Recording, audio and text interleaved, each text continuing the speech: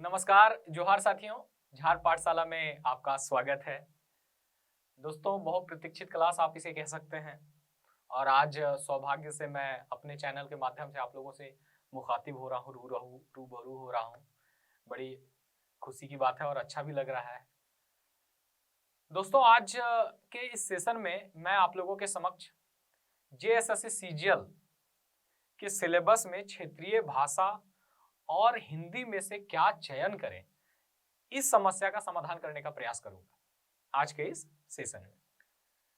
देखो, हुआ क्या है कि अभी कुछ समय के पहले पंचायत सचिव का रिजल्ट आया और रिजल्ट आने के बाद एक संदेश जोरों से फैला, या अफवाह जो भी आप कह सकते हो इसे, कि हिंदी का या हिंदी भाषा जिसने रखा उनका चयन काफी संख्या में हुआ। क्षेत्रीय भाषा जिन लोगों ने रखा उनका चयन हिंदी भाषा की तुलना में कम हुआ। अब इसके पीछे कई कारण हो सकते हैं। बात में कितनी सच्चाई है ये कुछ अच्छे तरीके से या गारंटी के साथ कहीं भी नहीं जा सकती है, पर ठीक है, जो भी है, सच है झूठ है, हम लोग उस तरफ ध्यान नहीं देंगे। हम लोग इस तरफ ध्यान देंगे कि हम लोग क्या करें, हम किस पेपर का चयन करें, हिंदी के साथ जाएं या किसी अन्य क्षेत्रीय भाषा के साथ जाएं, किसका चयन करें। क्योंकि अल्टीमेटली अभी हम दो राहे पे खड़ा है। कई सारे दोस्त कॉल कर रहे हैं, वो सोच नहीं पा रहे हैं, चयन नहीं कर पा रहे हैं, क्या करें क्या करें। पिछली बार उन्होंने खूब मेहनत के साथ खोरठा विषय का या अन्य क्षेत्रीय भाषाओं का खूब अध्ययन किया और अब तो सिलेबस चेंज कर दिया, हिंदी को ऐड कर दिया है, संस्कृत को ऐड कर दिया, इंग्लिश को ऐड कर दिया। तो उनके मन में कहीं ना कहीं ये आ गया कि चलो अब हम लोग इधर से हट जाते हैं और विशेष रूप से हिंदी भाषा की तरफ, अंग्रेजी भाषा की तरफ मूव कर जाते हैं। तो देखो, मैं सबसे पहले आप लोगों को हिंदी भाषा का सिलेबस दिखाऊं उसके पहले एक बात कहना चाहूंगा कि परिवर्तन संसार का नियम है और जो परिवर्तन को स्वीकार नहीं कर पाते हैं, ये संसार ही उसे खत्म कर देता है। ऐसा समझ लो कि नियम सेट है, हम लोग सदा सदा रहेंगे नहीं, ये भी सच है। तो उसी तरह से ये भी सच है कि सब कुछ बदलते रहता है। खूब मेहनत करने के बाद पिछली बार जो सिलेबस था उस सिलेबस में बदलाव कर दिया गया, परिवर्तन कर दिया गया। कई बार परिवर्तन सकारात्मक तो कई बार परिवर्तन नकारात्मक होते हैं, लेकिन इस बार का जो परिवर्तन है वो स्टूडेंट्स को दो राहे पे ला करके खड़ा कर दिया है। और अभी तक लोग कंफ्यूज है, कुछ सोच नहीं पा रहे कि किस भाषा पेपर के साथ हम बढ़े, किस भाषा पेपर का हम चयन करें और काम करें। आप कुछ सोचो या ना सोचो, उसके पहले मैं एक बात बतला दूं कि आपके पास समय बहुत कम है। अब न तब कभी भी एग्जाम हो सकता है और देखो, ज्यादातर संभावना है अक्टूबर नवंबर तक आपका एग्जाम हो जाए। और अगर इस नजर से मैं देखूं, समय देखना एक बार, अक्टूबर से लेकर के नवंबर तक, अभी जून चल रहा है, जून को खत्म ही मानो, अब तो ज्यादा दिन बचे नहीं है। जो भी बचे हैं, अगर हम लोग इसमें 20 दिन मान लो गिनते हैं, फिर बाकी उधर हो गए, तो जुलाई अगस्त सितंबर, अक्टूबर में या नवंबर में, अक्टूबर में अगर मिल जाता है, नवंबर में तो पक्का है कि एग्जाम हो जाएगा। तो आपके पास पहली चीज क्या है, समय कम है। दूसरी चीज जो मैं आपको बतलाना चाहता हूं वो देखो, दूसरी चीज ये है कि हिंदी भाषा में भी होड़ जो है, दौड़ जो है वो कम नहीं है। या हिंदी भाषा में भी जो लोग आएंगे या जो लोग चूज करेंगे, वो लोगों को भी आप हल्के में नहीं ले सकते हो। ठीक है, मानते हैं क्षेत्रीय भाषा आसान है, उसमें आप जल्दी से सीख जाओगे या स्कोर कर लोगे, लेकिन इसका मतलब ये नहीं है कि हिंदी में जाने के बाद या हिंदी जो लोग चूज कर रहे हैं वो लोग स्कोर कर ही नहीं पाएंगे। शत्रु को कमजोर समझना मूर्खता होती है। और इस बार तो 60-40 का भाई फंडा चल रहा है। यहाँ तो जो भी बाहरी आएंगे, बाहर से बहुत सारे लोग फॉर्म भरेंगे, यूपी बिहार बंगाल, कहाँ कहाँ से लोग फॉर्म नहीं भरेंगे। और जो भी लोग फॉर्म भरेंगे उनमें से ज्यादातर लोग ऐसे होंगे जो हिंदी भाषा का ही चयन करेंगे। ये दूसरी बात हुई। तीसरी बात समझना, यानी दूसरी बात में ये था कि हिंदी भाषा का चयन करने वाले लोगों की जो संख्या होगी वो भारी मात्रा में होगी, खूब बड़े संख्या में लोग हिंदी भाषा का चयन करेंगे। तीसरी बात समझो, जेएसएससी सीजीएल में उम्र में छूट दे दिया गया है। अब तो ऐसी स्थिति है कि बेटा के साथ साथ बाप भी इस एग्जाम को देगा। इस बात पे ध्यान देना, बेटा के साथ साथ बाप भी इस एग्जाम को देगा। और जेएसएससी सीजीएल में जो जॉब आपको मिलने वाले हैं, एएसओ है, सीआई और जो और भी बहुत सारे जो पद हैं, वो छोटे मोटे पद हैं नहीं, बड़े पद हैं। उस पद के लिए हर कोई लालसा रखे हुए कि मुझे वो पद प्राप्त हो जाए, और उसके लिए लोग मेहनत कर रहे हैं।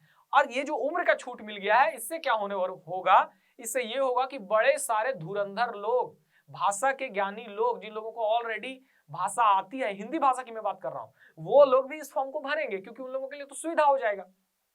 जीएस पेपर केवल पढ़ना रहेगा, बाकी हिंदी में तो वो ऑलरेडी पहले से ही एक्सपर्ट है, तो सिलेबस कितना भी बड़ा क्यों ना करे, कितना भी खराब क्यों ना करो, वो हिंदी को ही चूज करेंगे और हिंदी में स्कोर भी करेंगे। ऐसा नहीं कि स्कोर नहीं करेंगे, 100% स्कोर करेंगे। तो फिर आपके साथ क्या दिक्कत होने वाली है? आपके साथ कहने का मतलब मेरा ये है कि देखो, आप में से बहुत सारे लोग ऐसे होंगे जो अभी तैयारी शुरू करेंगे, आप में से बहुत ऐसे भी होंगे जो पहले से तैयारी कर रहे थे, मगर उनके साथ सबके लिए भी तो भाषा पेपर नया हो गया, क्योंकि सिलेबस बदल गया तो सब कुछ बदल गया, एकदम नया है। और जो लोग हिंदी के बारे में अभी सोच रहे हैं और हिंदी पहले से आता जाता नहीं है, वे लोग शुरू से उनको नए सिरे से हिंदी पढ़ना पड़ेगा, और नए सिरे से हिंदी पढ़ना पड़ेगा, और टाइम आपके पास बेहद कम है। तो क्या इस कम समय में आप सिलेबस को पूरा कर पाएंगे? यह सबसे पहले सोचिए। अगर आप तय समय में सिलेबस पूरा कर ही नहीं पाइएगा तो आप कहां से सवालों के जवाब दे पाइएगा, और जब सवालों के जवाब दे पाइएगा ही नहीं तो कहां से आपका रिजल्ट होगा, बताइए। तो हमारा प्रायोरिटी क्या होना चाहिए? हमारा प्रायोरिटी ये होना चाहिए कि किस सिलेबस के साथ, यानी कौन सी भाषा के साथ, कौन से भाषा पेपर को हम चुने जिसको हम लोग आसानी से कंप्लीट कर लें, और फिर जो मेरा बचा खुचा समय है उस समय को हम क्या करें, उस समय को हम जीएस पेपर के लिए लगाएं, क्योंकि भाषा पेपर और जीएस पेपर इन दोनों को मिला करके ही आपका रिजल्ट होने वाला है। और दोस्तों, एक नंबर भी चूक जाइएगा ना तो समझ जाइए कि आप बहुत बड़े अवसर को चूक रहे हैं, इसलिए गलती नहीं करना है। आज के सेशन में सबसे पहले हम लोग देख लेते हैं हिंदी भाषा का जो सिलेबस है वो क्या है, फिर हम लोग देखेंगे कि खोरठा भाषा का जो सिलेबस है वो क्या है, फिर हम देखेंगे कि इन दोनों भाषा पेपर में आसान कौन है और कितने समय में इसको तैयार किया जा सकता है। फिर हम लोग देखेंगे कि एग्जाम के समय तक कौन सा भाषा पेपर को चूज करना हमारे लिए सटीक होगा, बढ़िया होगा। तो आइए सबसे पहले देखिए, ये है आपका ऊपर में पेपर 2 लिखा है, पत्र 2। इसको आप गौर से देखो, क्या लिखा है यहाँ पे, पत्र 2 लिखा है, और पत्र 2 में लिख रहा है क्षेत्रीय या जनजातीय एवं अन्य भाषा ज्ञान। यानी कि ये जो यहां पर आपको भाषाएं दी हुई, इन भाषाओं में ही आपको क्या करना है, किसी एक भाषा को चूज करना है, चयन करना है, और उस भाषा पेपर का आपको क्या करना पड़ेगा, एग्जाम देना पड़ेगा। और जैसा आप एग्जाम दीजिएगा वैसा आपका स्कोर आएगा, जैसा आपका स्कोर आएगा वैसा आपका रिजल्ट बनेगा। तो सबसे पहले देख लो कि कितनी भाषाएं हैं, आप क्या क्या चूज कर सकते हो। तो पहले है हिंदी, अंग्रेजी, उर्दू, संथाली, बंगला, मुंडारी, हो, खड़िया, कुड़ुक जो कि उरांव की भाषा है, कुरमाली, खोरठा, नागपुरी, पंचप्रगणिया, उड़िया, संस्कृत में से किसी एक भाषा की परीक्षा विकल्प के आधार पर अभ्यर्थी दे सकेंगे। यानी कि इतनी भाषाओं में यहाँ पे कुल मिलाकर के 15 भाषाएं हैं। इन 15 भाषा पेपर में से किसी एक भाषा पेपर का चयन आप कर सकते हैं ऑप्शन के रूप में, विकल्प के रूप में, और जिसका आप चयन करेंगे उसी भाषा में आपको क्या करना पड़ेगा, एग्जाम देना पड़ेगा। ये क्लियर है? अब हम लोग समझेंगे हिंदी भाषा के सिलेबस को समझेंगे। देखो, हिंदी भाषा के सिलेबस में सबसे पहले देखो, पहले नंबर पर क्या लिख रहा है, भाषा लिख रहा है। यानी कि भाषा के बारे में आपको क्या होना चाहिए, जानकारी होना चाहिए। क्या जानकारी होना चाहिए भाई, सवाल तो ये आता है कि भाषा के बारे में क्या जानकारी होनी चाहिए।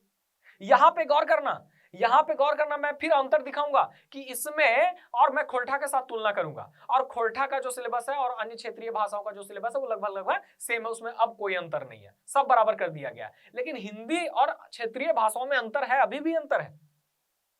इसमें दिया है हिंदी की उत्पत्ति, यानी यह भाषा विज्ञान का टॉपिक है ना। जैसे कुछ टॉपिक होते हैं, आप जब लिटरेचर में, साहित्य में आते हैं तो वहां पे कुछ आपको व्याकरण का टॉपिक देखना पड़ता है, कुछ आपको लोक साहित्य के टॉपिक देखने पड़ते हैं, कुछ आपको शिष्ट साहित्य में तो व्याकरण भी आ गया, और उसके बाद आपका क्या बोलते, भाषा विज्ञान का कुछ टॉपिक देखना पड़ता है। तो इसमें इंट्रोड्यूस कर दिया है भाषा विज्ञान का टॉपिक, और भाषा विज्ञान में आपको क्या पढ़ने के लिए दिया, हिंदी की उत्पत्ति। उसके बाद क्या दिया है, पुरानी हिंदी, अवहट और डिंगल, ये लिखा है यहाँ पे, यानी कि भाषा विज्ञान से संबंधित है, आपको ये पढ़ना है। उसके बाद देखिए यहाँ पे क्लियर लिखा है भाषा के विभिन्न रूप, भाषा के विभिन्न रूप के बारे में आपको पढ़ना है। रचनात्मक भाषा, राष्ट्रभाषा, राजभाषा, संपर्क भाषा, संचार भाषा। यानी कि भाषा के बारे में आप सुनते होंगे ना कि राष्ट्रभाषा सुनते होंगे, राजभाषा सुनते होंगे, संपर्क भाषा सुनते होंगे, है ना। संपर्क भाषा जैसे दो अलग अलग, जैसे मान लीजिए एक बांग्ला बोलने वाला मिल रहा हो, एक तमिल बोलने वाला मिल रहा हो। अब बांग्ला वाला जो है वो तमिल नहीं जानता, तमिल वाला बांग्ला नहीं जानता। अब ये दोनों एक दूसरे से अगर बात करेंगे एक दूसरे से अगर बात करेंगे तो इनको किस भाषा की आवश्यकता होती है? संपर्क भाषा की आवश्यकता होती है। और संपर्क भाषा का मतलब क्या? कि बीच की कोई एक ऐसी भाषा जो दोनों समझ सके। अब उनके लिए क्या सरल होगा? उनके लिए सरल होगा कि हिंदी भाषा। ये हिंदी भाषा बोला जाए तो दोनों हो सकता है समझ जाए, लेकिन तमिल वाले तो भाई हिंदी का विरोध कर देता है, तो उन लोग क्या बोलेगा नहीं नहीं नहीं नहीं, अंग्रेजी में बात कर तब हम सुनेंगे, नहीं तो फिर तुम भाड़ में जाओ, हमको तुमसे कोई लेने देना नहीं है। ये तो भारी गड़बड़ है भाई, है ना? हिंदी को तो लोग बढ़ने ही नहीं दे रहा है आगे, क्या कहें। तो जो भाषा इन दोनों के लिए संपर्क बनाने का, संपर्क सूत्र का काम करेगी, उस भाषा को हम लोग क्या कहते हैं? संपर्क भाषा कहते हैं। इन चीजों को मैं आपको डिटेल से भी नहीं बताऊंगा, बस देखते चलिए कि रचनात्मक भाषा क्या होती है, राष्ट्र भाषा क्या होती है, राजभाषा क्या होती है, संपर्क भाषा क्या होती है, संचार भाषा क्या होती है, कम्युनिकेशन के लिए, संचार के लिए लैंग्वेज क्या होती है वो। तो ये भाषा के विभिन्न रूप के बारे में आपको पढ़ना पड़ेगा। देखो ये बेहद आसान भी क्यों ना हो, फिर भी आपको इतने सारे टॉपिक्स इसमें पढ़ने। उसके बाद देखो हिंदी का शब्द भंडार, तत्सम, तद्भव, देशज और विदेशज, इसके बारे में आपको पढ़ना है। और इसके बारे में क्या ना क्या पूछे, कुछ कहा नहीं जा सकता है। हालांकि ये एग्जाम उतना टफ नहीं होगा, सरल ही होगा, आप इसको पकड़ सकते हैं। मेहनत की आवश्यकता है, मेहनत लगेगा, ऐसा नहीं कि मेहनत नहीं लगेगा। उसके बाद देखो यहाँ पे पूरा साफ साफ लिखा भाषा विज्ञान। अब भाषा विज्ञान में क्या? तो भाषा की परिभाषा, भाषा की उत्पत्ति, और भाषा विज्ञान में भाषा की परिभाषा, भाषा की उत्पत्ति, विकास, ध्वनि परिवर्तन, अर्थ और अर्थ परिवर्तन, ये आपको पढ़ने के लिए दिया। अगर आपको बताते हैं, अगर आपका संबंध हिंदी भाषा से, हिंदी साहित्य से नहीं है, भाषा से तो होगा ही होगा, अगर आपका संबंध हिंदी साहित्य से नहीं है, या हिंदी साहित्य छोड़ दीजिए, अगर आपका संबंध लिटरेचर से नहीं है, यानी कि अगर आपने ग्रेजुएशन में हिंदी साहित्य या कोई अन्य साहित्य पेपर नहीं रखा, या एमए में कोई मतलब साहित्य पेपर नहीं रखा है, नहीं पढ़े हैं, तो ये चीजें आपके लिए थोड़ा जटिल हो सकती हैं, होगी जटिल। मैं ये नहीं कह रहा कि आप समझ ही नहीं पाओगे, आप समझ जाओगे, ये तो समझाने वाले के ऊपर निर्भर करता है। लेकिन अगर आप पहली बार देख रहे हो तो ये चीजें आपको घुमाएंगी, ये चीजें आपके मस्तिष्क को सोचने का, जो स्वतंत्र सोचने का जो विस्तार होता है ना, उस विस्तार को कहीं ना कहीं थोड़ा बाधित करने का काम करेगी। और ये मैं निष्पक्ष रूप से कह रहा हूं, ये नहीं कि उसने हिंदी रख लिया, उसने खोरठा रख लिया, उसने नागपुरी रख लिया, उसने पंचपरगनिया रख लिया तो हम भी उसको रख ले, नहीं। घोड़े को देख करके अगर गधा भी नाल ठोका लेगा ना तो गधा गया। अरे घोड़ा तो तेज दौड़ता है, वो तो निकल जाएगा, लेकिन गधावा का क्या होगा बताइए? वो तो डूबियन जाएगा। तो ये जो आप देख रहे हो ना, ये सारा इसमें जितना दिया है, ये किसके लिए बेहद आसान है? उसके लिए बेहद आसान है जो हिंदी साहित्य से संबंध रखता है, यानी कि जिसने हिंदी साहित्य को अपना ऑनर्स का पेपर बनाया, यानी कि जिसने साहित्य को पढ़ा है, या जिसको साहित्य में बहुत रुचि है और वो पढ़ते रहा है, उसके लिए ये बेहद आसान होगा, बेहद सरल हो जाएगा। लेकिन जो एकदम नया है दोस्तों, उसके लिए ये टफ हो जाएगा। टफ इसलिए क्योंकि उसको इसमें ज्यादा समय देना पड़ेगा, और सारा समय आप इसी में दे दोगे तो जीएस पेपर को आप जानते ही हो, आपसे सब कुछ छीन लेगा, रिजल्ट से चूक जाओगे। मानते हैं खूब मेहनत करोगे तो इसमें 100 में 100 क्या 100 में 100 ले ही आओगे, ऐसा नहीं लाया जा सकता है, 98 99 जो भी है ले आओगे। लेकिन मैं एक बात बतलाओ, इसके चक्कर में अगर आपका जीएस पेपर छूट जाता है तब तो आपका चूना लग जाएगा। मैं और भी बातें आपके साथ शेयर करूंगा। देखो खुद सोचो, मेरी बातों पे यकीन करने की भी आवश्यकता नहीं है, खुद सोचो। अगर आपका संबंध हिंदी साहित्य से नहीं है तो इन चीजों को आपको सीखने में टाइम लगेगा। उसके बाद देखो भाषा विज्ञान आपने देखा, भाषा विज्ञान के साथ साहित्य सिद्धांत, काव्य लक्षण, काव्य हेतु, काव्य प्रयोजन, शब्द शक्ति, रस, छंद, अलंकार, ये सब अपने आप में बड़े टॉपिक हैं। और अगर आप एक बार में से सीख भी जाते हो तो बहुत सारी चीजें ऐसी हैं जो आपको एग्जाम में उलझा सकती हैं, बिल्कुल उलझा सकती हैं। आप दो राहे पे खड़ा हो, मैं आपको उस दो राहे से हटाना चाहता हूं, आपके लिए आपका मार्ग प्रशस्त करना चाहता हूं। मगर फिर भी मैं कहूंगा कि आप मेरी बातों पे सोच समझ करके ही यकीन करना। ऐसा नहीं कि मैं कह रहा हूं, मैं समझा रहा हूं तो आपको मेरी बातों पे आ जाना है, नहीं, मैं ये कभी नहीं कहूंगा। लेकिन फिर भी एक बार गौर करके देखो, आंख खोल करके देखो, लोगों की बातों में मत आओ। हवाएं उड़ती हैं, चलती हैं, चलने दो ना। लोग क्या क्या नहीं बोलते, बोलने दो ना। उनका रिजल्ट हो जाएगा, वो रखेंगे, उनका ठीक है, उनका सब कुछ सही है, उनका हो जाएगा, आप उनके चक्कर में लटक जाओगे। अरे भाई मेरे पड़ोस वाला आईएएस बन गया, तो आईएएस बन गया, उसने भाई उसके अंदर आईएएस बनने का क्षमता था, उसने उस हिसाब से मेहनत की। अब मैं उसको देख करके आईएएस बनने के लिए तैयारी करने लग जाऊं और पता चला कि मेरा भाई क्षमता है ही नहीं, तो ना घर का रहा मैं, ना घाट का रहा। यही स्थिति होगी ना। अपनी क्षमता देखो, क्या आपके भीतर है ये देखो, और आप किस चीज को लेकर के बढ़ोगे जिसमें आपको फायदा हो, क्योंकि समय बहुत ही सीमित है और इस सीमित में सब कुछ करना है, सीमित समय में ही सारा का सारा चीजें, सारी की सारी चीजें करनी। उसके बाद देखो पाश्चात्य साहित्य सिद्धांत। अब साहित्य सिद्धांत के बारे में आपको पढ़ना है। क्या है पाश्चात्य साहित्य सिद्धांत? वेस्टर्न फिलोसफी लिटरेचर को लेकर के क्या है वो पढ़ना है। प्लेटो ने क्या कहा या प्लेटो के विचार क्या है। उसके बाद वर्ड्सवर्थ, मैथ्यू आर्नल्ड, है ना, आई.ए. Richards, T.S.. इलियट के सिद्धांत, इन सब के बारे में पढ़ना है। अब ये आपको मैं रियलिटी बता रहा हूं, ये इसमें इतना जो पढ़ने के लिए दिया है ना, इतना और दूसरी तरफ जो क्षेत्रीय भाषा है वो, सिर्फ मैं इतने की बात कर रहा हूं, पहले पोर्शन की बात कर रहा हूं। उसके बाद देखो प्रयोजन मूलक हिंदी, अवधारणा, प्रशासनिक हिंदी, प्रशासनिक पत्राचार, संक्षेपण, टिप्पणी, प्रारूपण, प्रतिवेदन, ये सब पता नहीं क्यों डाल दिया है, समझ नहीं आ रहा। ऐसा लग रहा है जैसे ये जेपीएससी का सिलेबस हो या यूपीएससी हिंदी ऑप्शनल का सिलेबस हो, इस टाइप का आपको टॉपिक दे दिया। इसमें बहुत सारे बेकार के भी टॉपिक डाले हुए, लेकिन आपको तो पढ़ने के लिए दिया, पढ़ना होगा, पता नहीं क्या पूछ दे, कहां फंसा दे, रिस्क नहीं ले सकते आप। तो ये छोटा नहीं है, ये बहुत बड़ा है, इसको आप समझने का प्रयास करो। हिंदी भाषा को लेकर के जो लोग अभी भी परेशान है कि हिंदी भाषा की तरफ जाएं, मैं बताऊंगा कि कौन लोग हिंदी चूज करें जिनके लिए बेनिफिशियल होगा, और कौन लोग हिंदी ना चूज करें किनके लिए ये नुकसानदायक होगा। ये दोनों चीजें मैं आज के सेशन में क्लियर कर दूंगा आपके लिए।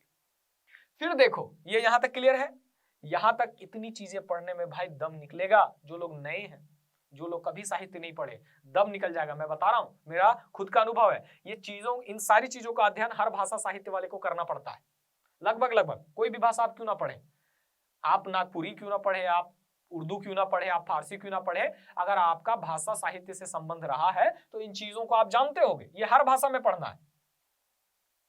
लेकिन अगर आपका संबंध नहीं है, पता चला कि आप history, polity, geography, economics, science, इन सब क्षेत्र से संबंधित है, और अभी आप जेएसएससी सीजीएल की तैयारी कर रहे हैं, कंपटीशन की तैयारी कर रहे हैं, क्योंकि आपको जल्दी से इस अवसर का लाभ उठाना है, एक नौकरी लेकर के निकल जाना है, और पता चला कि आप इन सब चीजों में उलझ गए, तब तो आप उलझिए जाइएगा।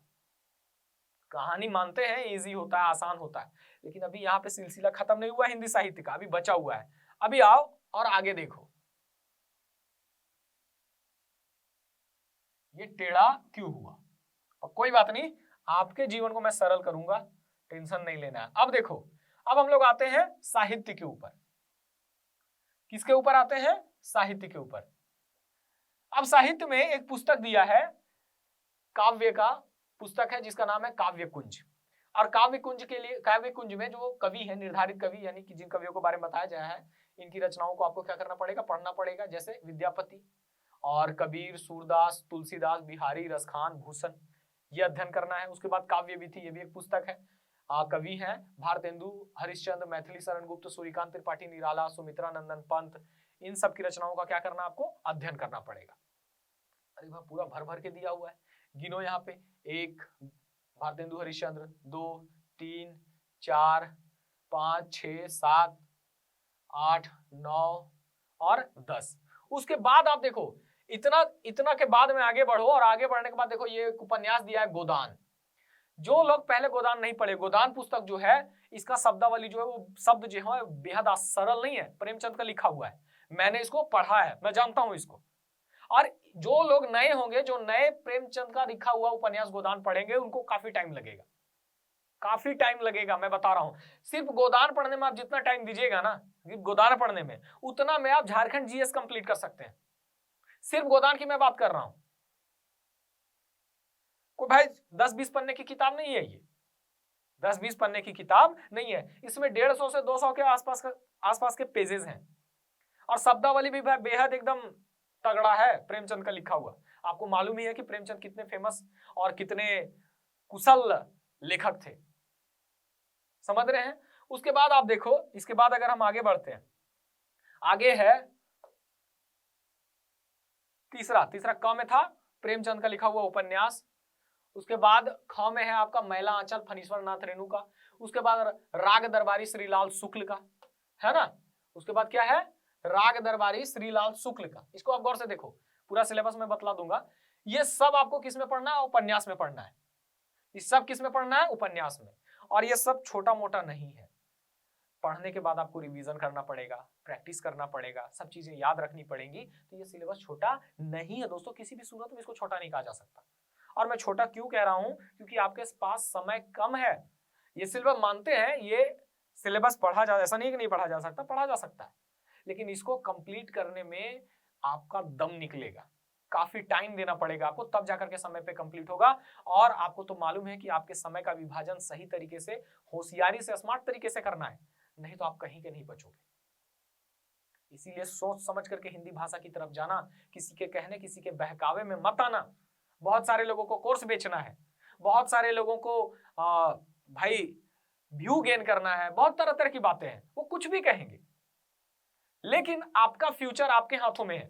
आपने दूसरे की बातों में आकर के फैसला किया तो आपका सारा कुछ गया। मैं ये नहीं कहता कि मेरी बात को मान लो, मैं बस ये कह रहा हूं कि आप एक बार सोच लेना कुछ भी करने के पहले, लेकिन बहुत ज्यादा भी सोचते मत रहना, क्योंकि समय कम है। अब यहां इसके बाद हम लोग बढ़ते हैं कहानियां, कुछ कहानियां जैसे महुआ, जयशंकर प्रसाद का ठाकुर का कुआं, नीलम देश की राजकन्या, जैनेन्द्र कुमार का परिंदे, निर्मल वर्मा, ये कुछ वापसी, दिल्ली में एक मौत, अभिशप्त, मिस पाल। अब देखो ये कहानियां जो है, ये कहानियां मजा आएगा पढ़ने में।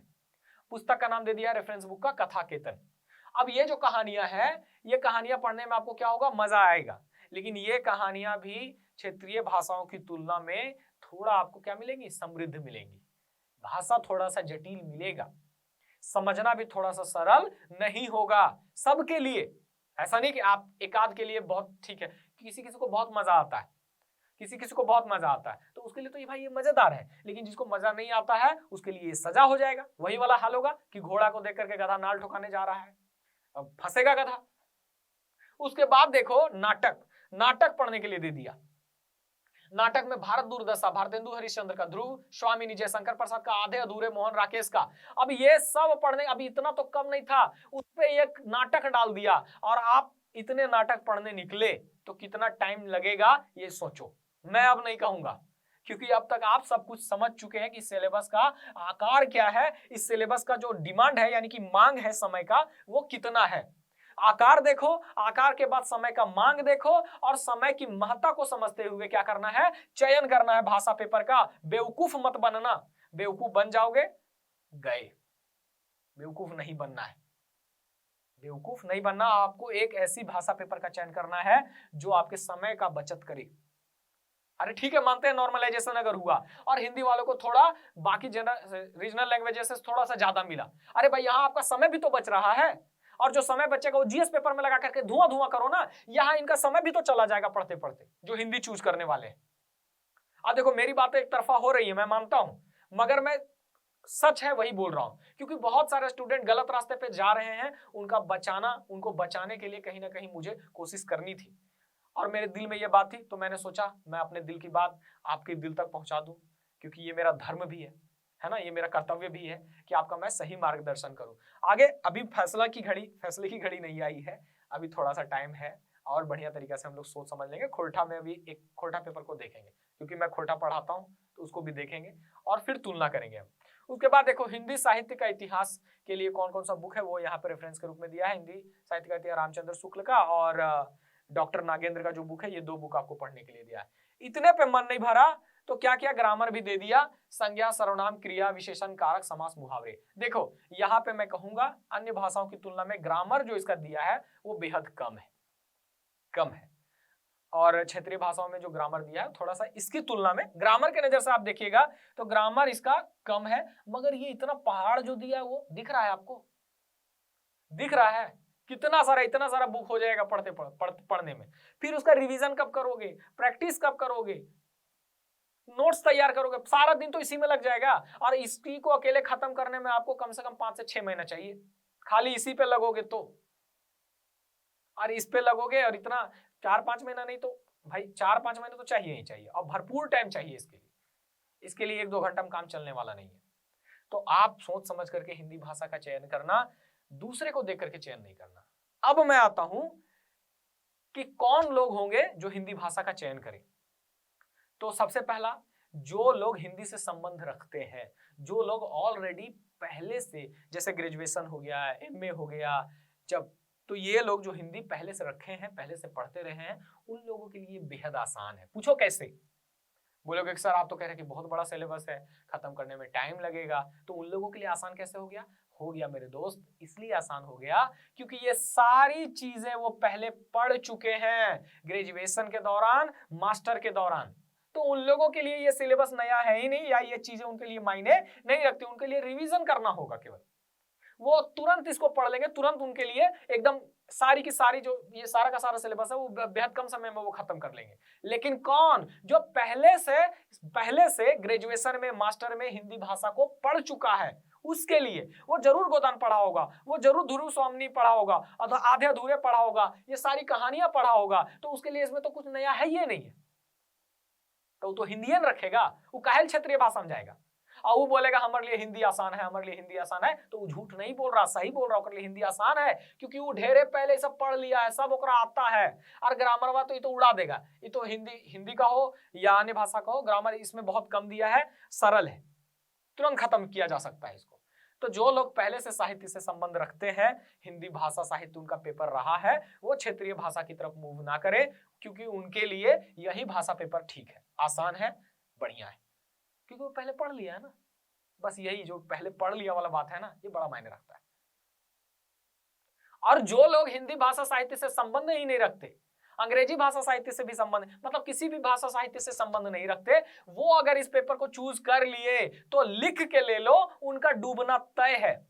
भले से कहते नॉर्मलाइजेशन कुछ हो जाए, नंबर कुछ बढ़ जाए, लेकिन जो इस पेपर को पढ़ा ही नहीं है पहले, वो अगर चूज करेगा तो उसका हलवा टाइट हो जाएगा। अगर डूबना है, डूबना है, ओकरा कोई ना बचा सकेगा।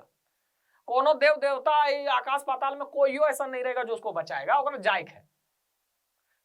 इसलिए फिर बोल रही हो, घोड़ा का देख करके नाल गधा को नहीं ठोकवाना चाहिए। आप अपने को देखिए, अपने देख करके सिलेबस का क्या कीजिए, चयन कीजिए। और फिर भी मैं बताता हूं, अगर इतने में भी आपको, जो लोग नए हैं उनके लिए कह रहा हूं, जो पुराने हैं, जो भाषा साहित्य रखे हैं, उन लोग इसी को चूज कीजिए, उन लोगों के लिए ठीक है। लेकिन जो लोग नए हैं, जो भाषा साहित्य से संबंध नहीं रखते, उन लोगों को मैं एक बार बता रहा हूं, अगर इतने में भरोसा ना हो तो आप जाना दुकान, और दुकान जाकर के कुछ नहीं करना, हिंदी भाषा साहित्य का जो सिलेबस है, इस सिलेबस के हिसाब से बुक निकाल लेना, और बुक बस एक बार देख लेना, और अपने आप को देखना, और अपने आप को आंख बंद करके पूछना कि क्या इस सारे जो सिलेबस में दिया है इसको हम कंप्लीट कर पाएंगे, इसको खत्म कर पाएंगे तय सीमा में, और कितना समय देना पड़ेगा। ये 2 सवाल करना अपने आप से। जवाब मिल जाए तो फिर हिंदी की तरफ चले जाना, और जवाब अगर ना मिले तो भाई किसी ना किसी क्षेत्रीय भाषा की तरफ जाना, उस क्षेत्रीय भाषा की तरफ जाना जिस क्षेत्रीय भाषा को आप बोलते हो। मैंने देखा बहुत सारे लोग ऐसे मिले मुझे जो खोरठा भाषा बोलते हैं और ले लिए हिंदी, ले लिए नागपुरी। अरे भाई, वो बोल रहा है कि नागपुरी में ज्यादा नंबर आ रहा था, आप नागपुरी की तरफ जा रहे हो। दूसरा बोल रहा है आप सुनने जा रहे हो। अरे उसके लिए, जो नागपुरी बोल रहा है उसके लिए नागपुरी आसान है, आपके लिए आसान नहीं होगा, आप फंसोगे। अरे वो भी नागपुरी बोलने वाला नागपुरी रखेगा और आप नागपुरी रखोगे, अंतर नहीं होगा। वो आपसे ज्यादा नंबर ले आएगा, वो आपसे कम समय में तैयारी कर लेगा, आप फंस जाओगे। तो किस क्षेत्रीय भाषा की तरफ जाना है? उस क्षेत्रीय भाषा की तरफ जिस क्षेत्रीय भाषा में आप क्या करते हो, बातें करते हो, जिस क्षेत्रीय भाषा को बोलते हुए आप बड़े हुए हो, उस भाषा की तरफ जाओ। ये आपके लिए बेहतर होगा, नहीं कि दूसरे तीसरे की तरफ चले जाए, ये वो कोई कुछ बोला उधर निकल लिए, सोच रहे हैं कि कौन ले कुछ नहीं। आप जो भाषा बोलते हो उस भाषा का चयन करो, एकदम परफेक्ट है। समय बचाएगा आपका, मेहनत बचेगा आपका, उस मेहनत को आप सही जगह पे लगाओ, जीएस पेपर में लगाओ, वहां स्कोर करो, क्योंकि भाई कंपटीशन बहुत ज्यादा है, और इस बार जितना सीट है फिर जीवन में नहीं आएगा, हम बता रहे हैं, आपके जीवन में तो बिल्कुल नहीं आएगा। अब कंपटीशन बहुत टफ है, बहुत टफ है ना। नए लोग से लेकर के पुराने लोग तक आपके साथ जुड़े हुए, आपके साथ बैठेंगे एग्जाम में, कोई नहीं छोड़ने वाला भाई। दिन रात पसीना बहा रहा है, सब देख रहे हैं ना, मेरा पसीना एकदम इसी तरह पसीना बहा रहा है। तो अगर आपको सब कुछ ठीक लग रहा हो तो मेरे इस नए चैनल को सब्सक्राइब करें और लाइक जरूर करें। इसके बाद हम लोग आगे बढ़ते हैं, और बढ़ते हैं एक पेपर, देखो ये एक पेपर है, ये कौन से क्षेत्रीय भाषा का है, खोरठा भाषा का है ना। इसको आप देख रहे हैं ना, ये खोरठा भाषा का पेपर है। और खोरठा भाषा का पेपर अंक भाई 300 अंक के होंगे, इसमें 100 लिखा हुआ है, गड़बड़ है। 3 मार्क्स का एगो होगा। और क्या है, और ये है कि देखो यहाँ पे व्याकरण, व्याकरण जो आपको पढ़ना है, खोरठा भाषा का वर्ण विचार, संज्ञा, सर्वनाम, लिंग, वचन, कारक, विशेषण, काल, क्रिया, समास, अव्यय, वाच्य, वाक्य के भेद, विपरीतार्थक शब्द, उनार्थक शब्द। उनार्थक शब्द किसको कहते हैं ना, वो जैसे किसी का नाम है सोनू, अगर कोई सोनू है तो चिढ़ मत जाना, उसको बोल दो सोनुआ, का बोल दो सोनुआ, है ना होता है? हम लोग ऐसे नाम को चेंज करके बोलते हैं, नाम को थोड़ा बदल करके बोलते हैं। और अच्छा, इसको अगर नहीं समझ सको तो ऐसे समझो, जिससे आकार में छोटापन का पता चल जाए। जैसे टांगा, बड़ा टांगा, बड़ा कुल्हाड़ी, टेंगला, है ना, टेंगला मतलब छोटी कुल्हाड़ी। तो एक होता है ना जैसे बड़का, जब आप बड़का बोले, बड़की, तो बड़का बड़की बोल रहे हैं तो यहाँ पे क्या बदल रहा है, लिंग बदल रहा है। बड़का बोले तो पता चल रहा है बड़का बोला जा रहा है, कोई घर का बड़ा होगा, उसकी बीवी बड़की होगी। लेकिन टांगा, टांगा, टांगा बोल रहे मतलब बड़े आकार का टांगा, यहाँ एक जगह आपको आकार में बड़ा और छोटा पता चल रहा है। तो ये उनार्थक शब्द जो होते हैं वो आकार मतलब छोटे आकार का, आकार में कम होने का पता कराते हैं, तुच्छता का पता कराते हैं, तुच्छता का बोध करवाते हैं। तो ये सब चीजें मैं आपको, मेरे साथ आप खोरठा में जुड़ते हो तो मैं आपको बतलाऊंगा, डिटेल से बतलाऊंगा, सारी चीजें बतलाऊंगा। हिंदी वाला भी मैं, आप लोग अगर मुझसे डिमांड करते हो तो मैं हिंदी भी बतलाऊंगा, कोई टेंशन नहीं है। पूरा भाषा साहित्य मेरा बड़ा रुचिगत विषय है, इसको मैं बहुत रुचि के साथ पढ़ता हूँ। और कोई भी भाषा का क्यों ना कोई शिक्षक हो, वो हिंदी भाषा जरूर जानता है, ठीक है, हिंदी भाषा साहित्य भी बहुत अच्छे से जानता है। अब यहाँ पे देखो, अगर हम लोग हिंदी और खोरठा यानी कि क्षेत्रीय भाषा का एक पेपर, क्षेत्रीय भाषा एक खोरठा, इसी के साथ कंपेयर कर रहा हूं मैं। तो आपने देखा व्याकरण, आप देखो यहाँ पे व्याकरण में आपको कितना टॉपिक पढ़ने के लिए दिया था, 1 2 3 4 5 6 7, 7 टॉपिक पढ़ने के लिए दिया आपको व्याकरण में, है ना, किस भाषा के, हिंदी भाषा वाला व्याकरण में। लेकिन जब आप खोरठा में आते हो तो यहाँ पे आपको खोरठा के साथ साथ और भी ले लो, सेम है सब जगह। यहाँ पे आपको देखो वर्ण, संज्ञा, सर्वनाम, यानी कि 1 2 3 4 5 6 7 8 9 10 11 12 13 14 15 15, तो देखो यहाँ पे 15 टॉपिक पढ़ने के लिए दिया। तो इसमें तो भाई ज्यादा है, उससे तो ज्यादा है, लेकिन अब ये इतना टफ भी नहीं है, ये बहुत आसान है। भाषा पेपर में ग्रामर से जो सवाल बनते हैं बेहद आसान आसान बनते हैं। देखो, और व्याकरण के बारे में मैं आपको अभी स्पष्ट कर दूं कि आप जब भी व्याकरण पढ़ना तो खुद से सीखने का कोशिश करो। जैसे शिक्षक से आपने पढ़ा, शिक्षक से पढ़ने के बाद आप व्याकरण में बहुत प्रैक्टिस करो, क्योंकि एग्जाम में 25 सवाल से कम नहीं देगा, इससे व्याकरण से 100% 25 सवाल देगा।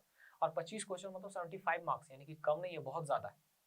आप कहीं उलझना तो खुद समझने का कोशिश करना और खुद सीखने का कोशिश करना, ग्रामर पे बहुत ज्यादा ध्यान देना, और स्कोर अच्छा होगा। और एग्जाम में बहुत टफ सवाल नहीं आएंगे, बहुत इजी सवाल ही आएंगे जिसको आप बना सकते हैं। रेफरेंस के रूप में ये 3 बुक दिए हुए हैं, तो बहुत सारे लोग परेशान हो जाते हैं, बोलते हैं तीनों बुक हमारा पढ़ना होगा। मैं कहता हूं कि देखो, तीनों बुक पढ़ने की कोई आवश्यकता आपको नहीं है। हालांकि अगर आप तीनों बुक रख लें तो रख सकते हैं, आपके पास पैसा है, आपकी इच्छा है तो रख लो। बड़ी लोग हड़बड़ा जाता है तो सब ले लेता है, कोई दिक्कत नहीं। लेकिन देखो यार, यहाँ पे वर्ण विचार, वर्ण के बारे में आप एक बुक में जो पढ़ोगे वही अगला बुक में भी आपको मिलेगा, तीनों में आपको वही चीज मिलेगा, कोई बड़ा अंतर नहीं मिलेगा। हालांकि झा जी का जो बुक है ये खोरठा मानकीकरण के पहले का लिखा हुआ बुक है, तो ये दोनों, ये तीनों बुक में से आपको कुछ, ये बुक जो है इसमें कुछ मिलेगा और इन दोनों वाला में थोड़ा आपको इसकी तुलना में अंतर मिलेगा। तो आपको परेशान नहीं होना है, आपको कोई एक बुक रखना है, उस बुक से आपका काम चल जाएगा, एकदम चल जाएगा, 100% चल जाएगा। उसके बाद देखो, अगर आप इन तीनों में ये 2 बुक भी रख लोगे तो काम चल जाएगा, झाजी वाला बुक रखने की आवश्यकता उतना नहीं है। और क्या करना ना, इसमें जो एग्जाम्पल्स दिए हुए उन एग्जाम्पल्स को पूरा पूरा पूरा देख लेना, सॉल्व करने का कोशिश करना, याद रखने का कोशिश करना, समझने का कोशिश करना। ग्रामर आपका पूरा पकड़ा जाएगा ज्यादा, क्योंकि रेफरेंस बुक दे दिया है तो टेंशन लेना है नहीं, इन दोनों से मिला करके आप आराम से पढ़ सकते हो ये सारे के सारे टॉपिक। बाकी मैं आपको बताता रहूंगा, समय समय पर वीडियोस देता रहूंगा। बस एक ही काम करना है, आपको मुझे सपोर्ट करना है, चैनल को सब्सक्राइब कीजिए, चैनल को सब्सक्राइब करते जाइए। हमको बदले में और कुछ नहीं चाहिए, वही मेरे लिए गुरु दक्षिणा है। आपने गुरु दक्षिणा दिया, आपको सब कुछ मिला, ठीक है। देखो है क्या ना, ये मेरे लिए अभी मतलब सड़क किनारे जो ठेला वेला लगता है ना, बस वैसने समझो। अब बड़का बड़का जो मॉल सब है, यानी कि बड़का बड़का जो कोचिंग सब है, उन लोगों को तो हम लोग टक्कर दे नहीं सकते, लेकिन हम लोगों के पास में मेहनत है भाई, हम मेहनत करने के लिए रेडी हैं। हाँ, बस आपका सपोर्ट मिलना चाहिए। आप अगर घबराओगे तो आपका पैसा जाता है, आप पैशंस के साथ पढ़ोगे तो आप आराम से मेहनत के साथ पढ़ सकते हो। अभी मैं आपको और भी बतलाऊंगा कि आप कैसे तैयारी करोगे। लेकिन पहले इसको खत्म तो कर दें। उसके बाद देखो पद्य साहित्य में जो आपको पढ़ने के लिए दिया है, जिसमें लोकगीत, परिचय, खोरठा के लोकगीत वगैरह, इसमें 10 आपको शिष्ट गीत दिया है और 10 आपको लोकगीत में क्या किया है, 10 लोकगीत आपको पढ़ने के लिए दिया है, 10 तरह का। इसको लेकर के बहुत सारे स्टूडेंट एकदम कंफ्यूज है। इसमें क्या किया है, एक बुक दिया है रेफरेंस के रूप में और उस बुक का नाम है खोरठा लोकगीतों का सांस्कृतिक अध्ययन, डॉक्टर विनोद कुमार का लिखा हुआ बुक है। इस बुक और एक बुक दिया खोरठा लोक साहित्य, संयुक्त संपादन प्रकाशक कल्याण विभाग झारखंड सरकार। देखो और एक खोरठा लोक साहित्य शिवनाथ प्रमाणिक का। तो शिवनाथ प्रमाणिक जी का बुक आप ना भी लो तो चलेगा, कोई दिक्कत नहीं है। शिवनाथ प्रमाणिक जी का बुक आप नहीं भी लो तो चलेगा, कोई दिक्कत नहीं है। जो खोरठा भाषा रखना चाहते हैं उनके लिए मैं बता दूं, क्योंकि बाकी चीजें आपको इन्हीं दो बुक में मिल जाएगा। तो काहे के लिए फिर पैसा बर्बाद करना, काहे के लिए पैसा बर्बाद करना। इस बुक से खाली आपको एक चीज क्लियर होगा या एक में सुविधा होगा, जैसे लोक साहित्य की परिभाषा, विशेषता, ये सब आप इस बुक से निकाल सकते हो। बाकी देखो जो भी लोक कथा पढ़ना है आप इस बुक का पढ़ना, खोरठा लोक साहित्य का, दूसरा किसी बुक का मत पढ़ना। उसके बाद लोक गीतों के बारे में मैं बता रहा था कि ये जो लोक गीत दिया हुआ है इसमें करम गीत 2, सोहराय गीत 1 है ना, श्रम गीत 1, तो ये 1 जो लिखा है, 2 लिखा है, 1 लिखा है, इसको लेकर के लोग परेशान हो गए कि अभी एगो तो कौन वाला एगो, कौन वाला एगो, यहाँ तो ढेरे मनीले हैं, आप किसको छोड़े किसको पढ़े बताइए। तो देखो जिस सोच के साथ इसको 1 लिखा गया, यानी कि पहला, इसको 1 ना देख करके इसको पहला समझो, यानी कि इस पुस्तक में खोरठा लोक गीतों का सांस्कृतिक अध्ययन में जो पहला नंबर का गीत है वो आपको अध्ययन करना है। हालांकि ये अभी तक पूरी तरह से स्पष्ट नहीं किया गया है सही तरीके से, लेकिन फिर भी मैं आपको बतला दे रहा हूं कि इसका मतलब वही है। इसको 1 मत देखना, इसको देखना पहला, इसको 2 मत देखना, इसको देखना पहला और दूसरा। तो मेरा मानना, मेरा कहना यह है कि जब आप गीत पढ़ो तो पहला नंबर का जो गीत होगा ना उसको ध्यान से पढ़ना। मगर एक चीज याद रखो यार, इसको आप नहीं भी पढ़ोगे ना तो एग्जाम में सॉल्व कर दोगे क्वेश्चन, बता रहे हैं। ये गीत वाला जो क्वेश्चन होगा ये क्वेश्चन में आंसर व छुपल होगा। इसमें 10 को गीत लिख के दे देता ना तो भी आपको नहीं फंसा पाएगा। कुछ कुछ शब्दावली खाली पर्व त्योहार संस्कार वंस्कार का आपको क्या करना पड़ेगा, याद रखना पड़ेगा, और उसको याद रखने में आपको ज्यादा समय लगेगा नहीं। इसीलिए इस पोर्शन में परेशान मत होना। सबसे पहले आपको क्या करना है, मजा लो, इसका मजा लो ना, श्रम गीत का मजा लो। अब श्रम गीत का एक टुकड़ा दे दे और बोले बताओ ये गीत कौन सा है, श्रम गीत है, ऋतु गीत है, संस्कार गीत है, तो नहीं पकड़ लोगे। अरे पढ़ के जान जाओगे कि श्रम गीत है, पढ़ के जान जाओगे कि कर्मा पर्व के गीत है, ये सोहराय के गीत है ना। कौन गीत के चाचर गीत कहल जा है, कौन ब्याह के टाइम में, या आर्स तब जो है बाल गीत कौन सा होता है या किस प्रकार का होता है, या ये कौन सा ये गीत जो है वो किस टाइप का गीत है, इस टाइप का सवाल बनता है। और उस सवाल को मैं आपको कह रहा हूं आप आसानी से पकड़ लोगे, आसानी से। ये पोर्शन बेहद इजी है, इसमें परेशान मत होना। भले से इसमें आप ये 2 पढ़े 1 पढ़े, भले कंफ्यूज हो रहे हो, इसमें 50 को लिखता ना तो भी दिक्कत नहीं था। पकड़ लोगे, एग्जाम का सवाल पकड़ लोगे। मैं क्वेश्चन के नजर से बोल रहा हूँ, आप बुक देख करके सोच रहे होगे कि क्या पढ़े क्या छोड़े, उसके चक्कर में मत जाओ। बुक में जो पहला क्या बहुत ज्यादा है भी नहीं, आप पढ़ सकते हो, यही सब इतने पढ़ना है, पढ़ लो, सब पढ़ लो, कोई दिक्कत नहीं है, एक नजर में सब देख लो। लेकिन पहले क्या करना, पहले यहाँ पे कर्म गीत 2 यानी कि पहला दूसरा पहले देख लेना, अच्छे से देखना। श्रम गीत 1 यानी कि पहला नंबर का बहुत अच्छे से देखना, बाकी ऐसे ही देख लेना, समझ रहे हो ना, ऐसा ही देख लेना। और उसमें कुछ कुछ शब्दावली निकाल लेना और बस, परेशान नहीं होना है। तो इसमें परेशान मत होइएगा, इसमें परेशान मत होइएगा, और इन बुक्स में जो है वही पढ़िएगा, इधर उधर मत भटकना। क्या हुआ, लोक साहित्य को लेकर के एक 7 भाई 1 बहन को लेकर के कंफ्यूजन हो गया, पढ़ना कुछ था, लोगों ने पढ़ा दिया कुछ, ठीक है। तो ऐसे परेशान नहीं होना है, आप जो बुक में है वही पढ़िएगा, रेफरेंस बुक साथ साथ दिया हुआ है।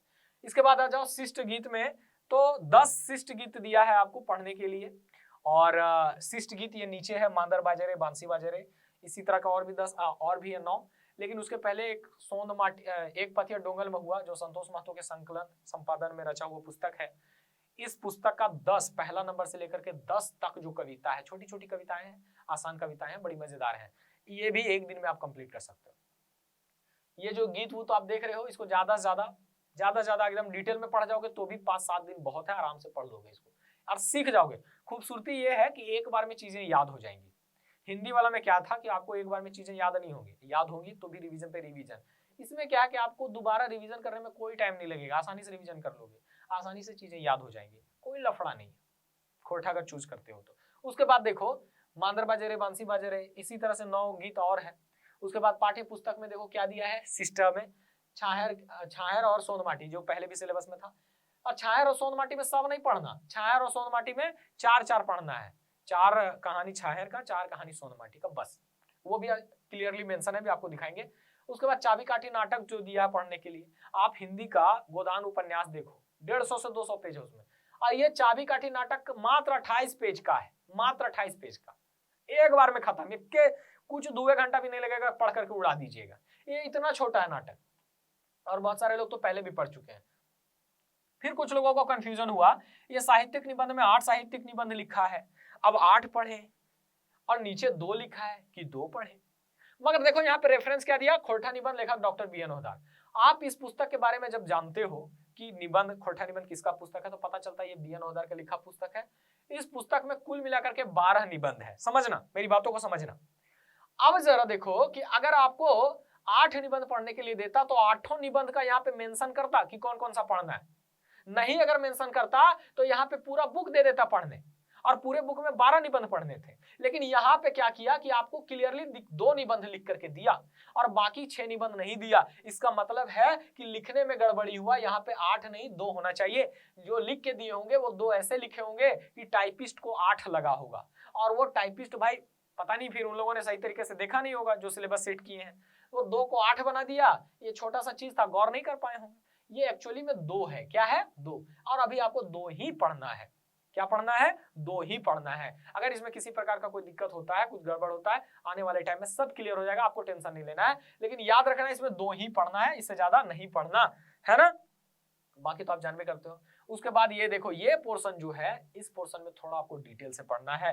खाली जन्म मरण और उपनाम तुपनाम पढ़ करके छोड़ मत दीजिएगा। इसमें आपको थोड़ा डिटेल पढ़ना है कि भुवनेश्वर दत्त शर्मा व्याकुल कैसे थे, विश्वनाथ दसौंधी राज कैसे थे, पानुरी जी कैसे थे, उनकी रचना कैसी थी, क्या क्या रचना किए, उनकी रचनाओं में किस प्रकार की विचारधारा देखने को मिलती है, मानववादी विचारधारा, जनवादी विचारधारा, मार्क्सवादी विचारधारा, रूढ़िवादी विचारधारा, किस प्रकार की विचारधारा देखने को मिलती है, सिद्धांत देखने को मिलता है, साहित्य की कौन सी प्रवृत्ति देखने को मिलती है, कौन कौन सी इनकी रचना जो है वो फेमस रही है, फेमस लाइन कौन कौन सा है, ये सब आपको एक बार देखना पड़ेगा। जैसे पानुरी जी की जब भी बात होती है तो एक इनका कविता का अंश है कि नाच बांदर नाच रे मोर चाहे बाँच रे, ओकर खातिर सुसनी साग, ओकर खातिर माछ भात, तोर खातिर सुसनी साग, ओकर खातिर ऊंच दलान, तोर खातिर गाछ रे, नाच बांदर नाच रे।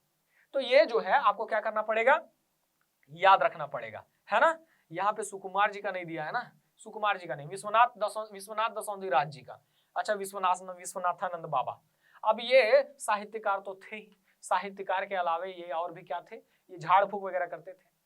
अब भाई ये आजकल झाड़ फूक की बात करें तो लोग भड़क जाते हैं, अंधविश्वास की बातें करते हैं, लेकिन इन्होंने इसको साइंस के साथ जोड़ करके देखने का प्रयास किया। इनका अपना जीवन जो रहा है वो एकदम अलग प्रकार का रहा है। साहित्यकार, इनकी रचनाओं को देखिएगा, रचना भी एकदम उम्दा किस्म की, इनकी विचारधारा एकदम उन्नत प्रकार की थी। ये जो है ये साइंस के नजरिए से देखते थे किसको, झाड़ फूक को भी, और उसका बहुत ये शोधरत थे उसमें। एक बार इन्होंने क्या किया था, बड़ा सम्मेलन करवा दिया था कतरास में। इनके बारे में आपको हम डिटेल से बताएंगे। फिर झांसी के बारे में जानवे करते हैं, मौसम वैज्ञानिक, हिंदी, अंग्रेजी, बांग्ला, इन सब भाषाओं के ज्ञाता, हमारे खोरठा के स्तंभ, इनके बारे में जानेंगे, इनके जीवन के बारे में जानेंगे, इनकी रचनाओं के बारे में जानेंगे, खोरठा को आगे बढ़ाने में इन्होंने क्या योगदान दिया, सब डिटेल से समझेंगे। और जब भी आप पढ़ना तो इनके बारे में डिटेल से पढ़ना, ठीक है। और श्याम सुंदर महतो श्याम जी, इनके बारे में भी आपको बताएंगे। शिवनाथ प्रामाणिक जी, दामोदर कोराय में आपने इनको देखा होगा, है ना। तो ये है खोरठा का सिलेबस। आप देखो कि इस सिलेबस में और हिंदी के सिलेबस में क्या अंतर है। तो इस सिलेबस और हिंदी के सिलेबस में पहला अंतर है आकार का। हिंदी का सिलेबस आकार में बहुत बड़ा है। दूसरा है, हिंदी का सिलेबस आकार में बड़ा होने के साथ साथ बड़ा लेंदी भी है। जो लोग हिंदी से संबंध नहीं रखते हैं, यानी कि हिंदी भाषा साहित्य से संबंध नहीं रखते हैं, उनके लिए हिंदी भाषा चूज करना टफ हो जाएगा, एकदम टफ हो जाएगा, और उनको काफी टाइम लगेगा तैयारी करने में, उनका काफी नुकसान हो सकता है अगर नए सिरे से तैयारी कर रहे हैं तो। और सब भाषा नया है तो सब तो नए शुरू कर रहा है तो नुकसान होगा उनको। इसमें क्या होगा, और जो लोग पहले से पढ़े, मैंने पहले भी कहा कि जो पहले से हिंदी साहित्य पढ़े उनके लिए आसान है, जो नए शुरू करें उनके लिए टफ है, उनके लिए दिक्कत होगा। इसमें क्या है कि इसमें आपका आकार छोटा है, कम समय लगेगा, यूट्यूब पे आपको बहुत सारे वीडियोस मिल जाएंगे। आप किसी एक व्यक्ति को फॉलो करोगे तो हो सकता है उसको आपको पेड कोर्स खरीदना पड़ जाए, है ना। लेकिन कोई पेड कोर्स भी बहुत ज्यादा महंगा बेच नहीं रहा है, सब कुछ ठीक ठाक है, पर ये आपके ऊपर है। अभी आप देखो यूट्यूब पे भरमार है खोरठा का, बहुत सारे लोग खोरठा पढ़ा रहे हैं, बहुत चीजें आपको यूट्यूब पे फ्री में अवेलेबल हो जाएंगी। आपको बहुत परेशान होने की जरूरत नहीं है। अगर आप नहीं भी परचेज कर सकते हो तो आपको फ्री में भी मिलेंगी। हालांकि मैं कैरियर फाउंडेशन के साथ जुड़ा हुआ हूँ और मैं वहाँ पे आपको खोलठा के वहाँ पे मेरे बैच चल रहे हैं, कंप्लीट बैच। कम समय में आपको अगर चाहिए तो वहाँ पे आप जुड़ सकते हैं, वहाँ पे आप कोर्स ले सकते हैं। यहाँ पे भी मैं आपको बहुत सारी इतना वीडियोस दूंगा, इतना खोटा में हेल्प जरूर करूंगा जिससे आपके एग्जाम में फायदा हो जाए। लेकिन ये फायदा आपको तभी मिल पाएगा जब आप मेहनत करने के लिए तैयार हो जाओगे। जैसे होता क्या है ना कि कुछ दो प्रकार के लोग हैं, एक हो गया कोढ़िया लोग, एक हो गया मेहनती। मेहनती के लिए भाई किसी प्रकार का कोर्स खरीदने का कहीं कोई जरूरत नहीं है। लेकिन जो लोग थोड़े कोढ़िया हैं या फिर जो लोग चाहते हैं कि जल्दी जल्दी हमको सब चीज मिल जाए, बना बनाया मिल जाए, उन लोगों को तो कोर्स खरीदना ही ना पड़ेगा। वो बोलेंगे कि ना हम बड़ी गरीब हैं, हम बड़ी ये है वो है, तो ऐसे नहीं चलता। गरीब आदमी मेहनती होते हैं और मेहनती के लिए कोई कोर्स परचेज करने का जरूरत नहीं होता है। हालांकि इस चैनल से भी मैं आपको बहुत कुछ फ्री में दूंगा। अभी मैं आपको बहुत सारी चीजें बोल करके नहीं बताऊंगा, मैं दे करके आपको बताऊंगा। बस आप जुड़े रहो, सब्सक्राइब करो, सब्सक्राइब करवाओ। और इससे ज्यादा क्या कहूं, हालांकि मैं सब्सक्राइब करने के लिए कभी कहता नहीं हूं किसी को, लेकिन फिर भी नया चैनल है तो थोड़ा सा बोलना पड़ रहा है। तो यहाँ पर आकर के आपने देख लिया कि दोनों पेपर में कितना अंतर है और हमें किस भाषा पेपर की तरफ मूव करना चाहिए। मेरा मानना है दोस्तों, अगर आप नए हो, अगर आप अभी से तैयारी करना शुरू किए हो भाषा पेपर का, अभी से कहने का मतलब आपके दिमाग में आ रहा होगा कि हिंदी सब तो नया है तो सब अभी से शुरू करेगा। नहीं, देखो हिंदी भाषा वाला जो सिलेबस है वो नया नहीं है। जो लोग ग्रेजुएशन किया, जो लोग मास्टर किया, उन लोगों ने पहले पढ़ रखा है, उन लोगों को पहले से पता है। या जो लोग हिंदी भाषा साहित्य से रुचि रखते हैं वो लोग पहले से पढ़ चुके होंगे सब कुछ, तो उन लोगों के लिए वो नया नहीं रहा। वे लोग पहले पढ़ चुके हैं तो आसानी से उनके लिए वो आसान हो गया, वो हिंदी ही चूज करेंगे।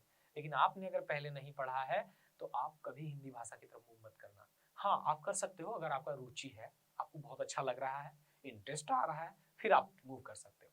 लेकिन ऑनेस्टली कहूं तो अगर आपका रुचि नहीं है, आपने पहले नहीं पढ़ा, तो आप किसी ना किसी क्षेत्रीय भाषा की तरफ जाओ, चाहे खोरठा की तरफ जाओ, चाहे नागपुरी, पंचपरगढ़ी, जिधर जाना है जाओ। कोई भाई बाउंडेशन नहीं है, मैं कौन हूँ मतलब आपको बांधने वाला। पर मेरा सही राय यही है कि आप नए हो, किसी भाषा का आपको अगर ज्ञान नहीं है, भाषा साहित्य का ज्ञान नहीं है, तो आप खोरठा भाषा साहित्य को चूज करो, आपके लिए परफेक्ट होगा। नागपुरी, पंचपरगढ़ी, जो चूज करना है चूज करो। और जब यहां तक क्लियर हो चुका है तो अब यहाँ पे देखो कुछ जो छूटा हुआ था वो सारा यहाँ पे लिखा हुआ है कि खोरठा में क्या क्या पढ़ना है। ये सब चीजें तो आप लोग ऑलरेडी देख चुके हो। अब बताते हैं कि कैसे तैयारी करें, क्या करें, और इस चैनल पे आपको क्या क्या मिलेगा वो भी मैं आपको बता दे रहा हूँ। देखो इस चैनल पे मैं आपको कंप्यूटर का प्रैक्टिस करवाऊंगा। अप्रॉक्स 10,000 MCQ, 10,000 MCQ, हो सकता है उससे ज्यादा भी मैं आपको दे दूं। 10,000 MCQ का प्रैक्टिस करवाया जाएगा, डिटेल के साथ प्रैक्टिस खूब करवाया जाएगा। जहां जरूरत होगा नोट्स प्रोवाइड करवाया जाएगा, जहां डिमांड होगा आपको हम वो चीज देंगे। हमको चाहे मैं खुद दूं, चाहे मैं दिलवा दूं, जैसे भी होगा, जैसे भी पॉसिबल होगा वो चीज मैं आपको दूंगा।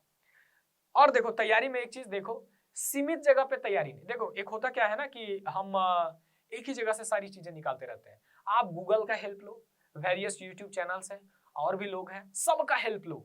किताब ज्यादा से ज्यादा पढ़ो, ज्यादा से ज्यादा कोशिश करो किताब पढ़ने का, प्रैक्टिस खूब करो, सेट खूब लगाओ, क्योंकि दोस्तों यही मौका है और इस मौके को चूके तो समझो चूक जाओगे। तो कोई कसर नहीं छोड़ना। मैंने कहा और भी यूट्यूब चैनल्स हैं, सब चैनल, मैं ये नहीं कहूंगा मेरे ही चैनल देखो, हालांकि मैं बहुत सारी चीजें आपको देने वाला हूं। मैं आपको साइंस दूंगा, कंप्यूटर दूंगा, और भी चीजें चल रही हैं, प्रैक्टिस करवाऊंगा मैं, ताकि आपका रिजल्ट हो। आपका रिजल्ट होगा तभी तो मेरा रिजल्ट होगा। आपसे हम हैं, हमसे आप हो या ना हो ये बात अलग है, पर मैं आपसे हूं ये बात तय है। तो आपकी भलाई में ही मेरी भलाई है, इसलिए मैं हमेशा आपकी भलाई चाहूंगा। और मैं यहाँ किसी प्रकार का कोई कोर्स बेचने के लिए नहीं आया।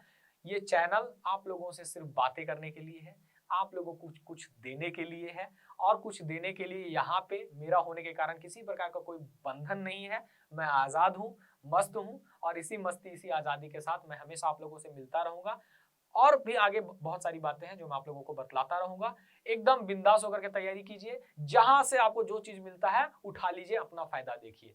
और दोस्तों जाते जाते चैनल को सब्सक्राइब जरूर कीजिएगा, वीडियो को शेयर जरूर कीजिएगा, क्योंकि ये मेरा पहला वीडियो है और पहला वीडियो में आपके सपोर्ट की आवश्यकता है। तो आप सपोर्ट कीजिएगा, ये मुझे पूरा यकीन है। इसी के साथ मैं झार पाठशाला इस नए यूट्यूब चैनल से आज आप लोगों के सामने आया। इतना देर तक मैंने आप लोगों के साथ अपना विचार, अपने मन की बात साझा किया। अब मैं आप लोगों से विदा लेता हूँ। मेरे साथ बने रहने के लिए मेरे साथ जुड़ने के लिए, मुझ पे भरोसा करने के लिए आप सबका बहुत बहुत धन्यवाद, दिल से धन्यवाद। जय हिंद।